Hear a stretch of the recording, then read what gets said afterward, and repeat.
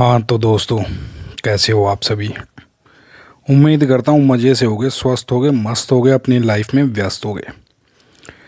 आज दोस्तों बड़ा गजब का किस्सा हुआ। सुबह सुबह जब स्टेशन पे पहुँचे तो ट्रेनें तो अमूमन लेट चल ही रही हैं और जो है सभी यात्रीगण बड़े परेशान हैं। बुजुर्ग, बच्चे, बूढ़े, जवान, महिलाएं, सब परेशान। ट्रेनों का पता ही नहीं, 3 घंटे लेट, 4 घंटे लेट, कुछ हिसाब किताब ही समझ नहीं आ रहा। तो पब्लिक ने क्या किया, परसों ही प्लान बना लिया था कि भैया हमें ज्ञापन सौंपना है। अब ज्ञापन किसे सौंपेंगे? ज्ञापन सौंपेंगे उसको जो आपने, जिसे मुख्यमंत्री के अंडर में किसी को विधायक को चुना है या किसी एमपी एमएलए जिसको भी आपने चुना उसी को ज्ञापन सौंपा जाता है। तो पहले गए जी सांसद महोदया के पास। सांसद महोदया बोले जी हमारी खुद की ही नहीं चलती, हमें पता ही नहीं मिलना किससे है, किसे क्या बोलना है। तो भैया आपकी बात ज़रूर पहुंचा देंगे मगर कुछ कह नहीं सकते। तो फिर ओपोजिशन के लीडर के पास गए जी हम।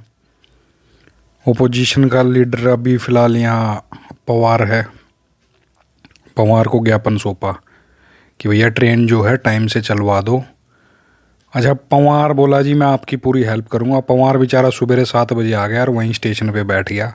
तो उसे ज्ञापन सौंपा गया पब्लिक से, मगर उसकी आंखों में खौफ दिखाई दे रहा था हमें, क्योंकि ईडी, सीआईबी, सीआईडी जो आप कांड देख रहे हैं उसकी आंखों में खौफ साफ झलक रहा था कि भैया आपका ज्ञापन जरूर ले लेता हूँ मैं, मगर समझदार हो आप, चलिए आपके आगे बात करूँगा। ओपोजिशन का लीडर है, खैर उसने अपनी जो ड्यूटी थी वो निभाई। तो दोस्तों फिर चले गए ट्रेन से। आज मेट्रो भी सही चली, मेट्रो राइट टाइम चली और मेट्रो में जो है हमें बैठने के लिए भी जगह मिल गई, वरना राजीव चौक पे भयंकर भीड़ होती है। मतलब ऐसी भीड़ आपने देखी होगी जब, ये मान लो कि हम 1947 में जो बंटवारा हुआ था ना, उस समय भीड़ जो ट्रेनों में ठुस ठुस के गई थी, वैसी भीड़ मेट्रो ट्रेन में राजीव चौक पे आपको देखने को मिलेगी। आप आ सकते हैं पीक आवर्स में। तो उस भीड़ में जो है ठसाठस ठुसते हुए हम भी और जी पहुंच गए वहाँ पर, कहाँ, नोएडा ऑफिस में। तो वहाँ से फिर शाम को निकले तो आज शाम को फिर ट्रेन हमें राइट टाइम पे मिली, कल की तरह लेट नहीं थी।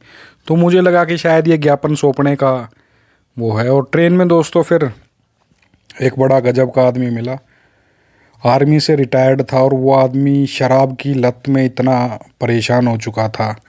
उसने मेरे आगे दुखड़ा रोया अपना सारा तमाम उम्र, और मैंने अपना फ़ोन भी साइड में रख दिया और मैं उसके बेचारे की बातें सुनता रहा। और मैं किस लिए सुना कि वो घबराया हुआ था, कह रहा बेटा अब ज़्यादा दिन की मेरी ज़िंदगी नहीं बची है और शायद कब क्या हो जाए कुछ नहीं पता, क्योंकि मैं शराब इतनी पीता हूँ और मैं शराब की मौत नहीं मरना चाहता, मैं इंसान की मौत मरना चाहता हूँ। मैं बहुत परेशान हूँ, मेरा कोई सुनने। और अच्छा वो घबराया हुआ था, कह रहा बेटा मुझे लग रहा है कि मुझे हार्ट अटैक आएगा, क्या मैं तुम्हारे पास थोड़ी देर बैठ सकता हूँ? तो मैंने कहा ठीक है अंकल आप बैठ जाइए। तो वो मेरे पास बैठ गए, पूछा पानी है आपके पास? मैंने पानी पिलाया उनको। मैंने खिड़की खोली कि आप खिड़की की साइड बैठ जाएं, शायद उससे आपको आराम आएगा। तो वो खिड़की की साइड बैठा और थोड़ा रिलैक्स हुआ।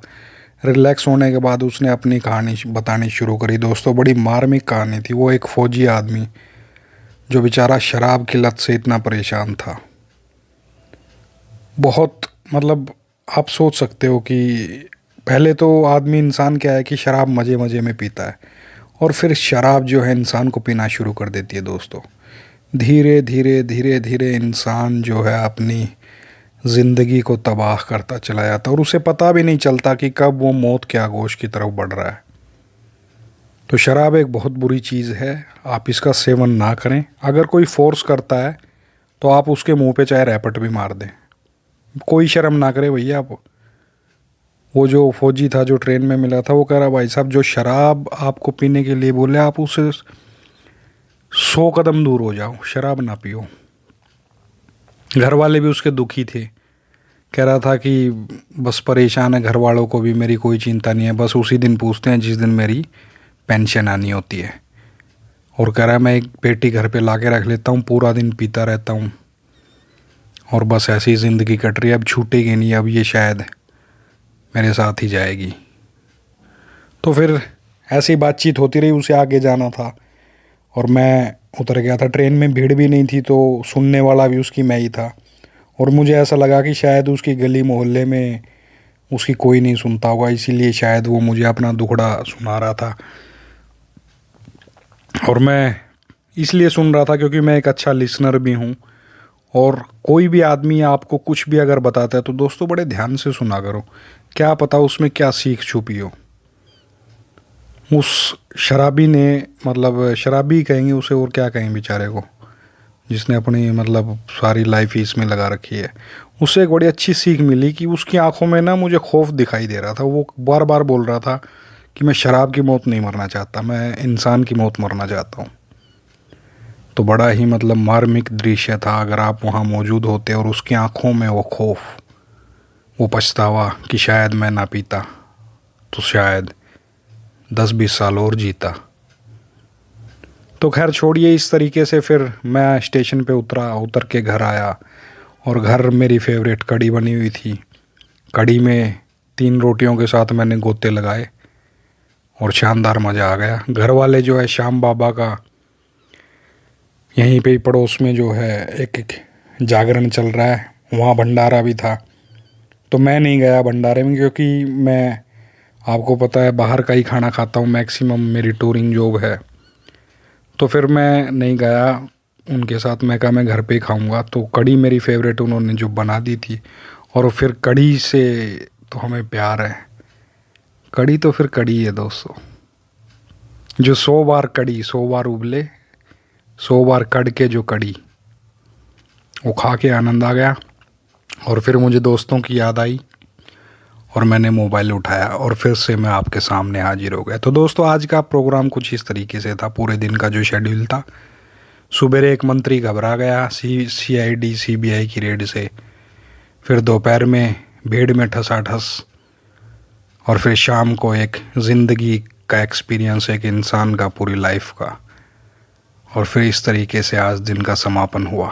तो दोस्तों मिलते हैं आपसे नई वीडियो के साथ, कुछ और ऐसे ही अनजान किस्से लेकर हाजिर होते हैं। तो दोस्तों अपना ख्याल रखना, मौज लो रोज लो, ना मिले तो खोज लो, और पड़ोसियों का ज़्यादा ख्याल रखना, दोस्तों का, यारों का। Good night.